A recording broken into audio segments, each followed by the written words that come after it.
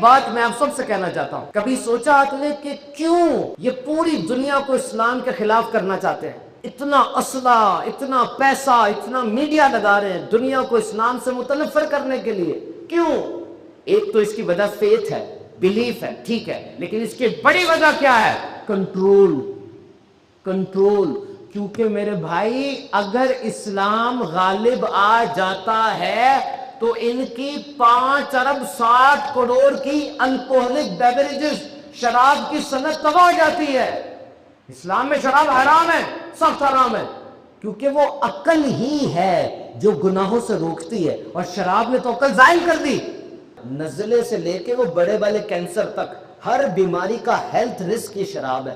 وہ ملک جہاں پانی کی طرح شراب پی جاتی ہے، وہاں کے 300 بڑے سائنسدانوں کی ریسرچ ہے کہ ایک قطرہ شراب بھی انسان کے فائدے کے لیے نہیں ہے۔ اور اگر اسلام غالب آ جاتا ہے تو 5 ارب ڈالر کی گیمبلنگ، جوئے کی انڈسٹری گئی، کیونکہ اسلام میں جوا حرام ہے۔ مجھے کسی نے بتایا کہ کسینو ہوتا ہے نا جب جوا کھیلتے ہیں، ادھر گھڑی نہیں لگی ہوتی، کیوں؟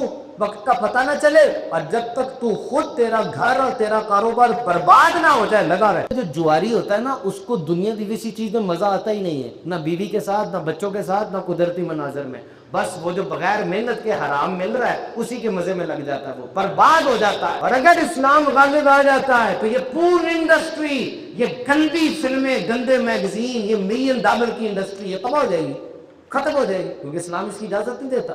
اگر اسلام غالب آ جاتا ہے تو یہ سود کی معیشت، یہ سود کا نظام تباہ ہو جاتا ہے، سارا ختم ہو جاتا ہے۔ دیکھو میرے جسم میں خون گردش کر رہا ہے، 5 لیٹر خون ہے، یہ سر سے لے کر پاؤں تک راؤنڈ ٹرپ 20 سیکنڈ میں لگا لیتا ہے، لیکن اگر اس گردش کے درمیان میں خون کلاٹ کر جائے، کوئی رسولی بن جائے، خون جم جائے تو کیا ہوگا؟ دل کا دورہ پڑے گا، دماغ پھٹ جائے گا۔ اسی طرح پیسہ بھی معیشت میں گردش کرنا چاہیے، اور یہ سود بیچ میں کلاٹ بن جاتا ہے، پیسہ رک جاتا ہے۔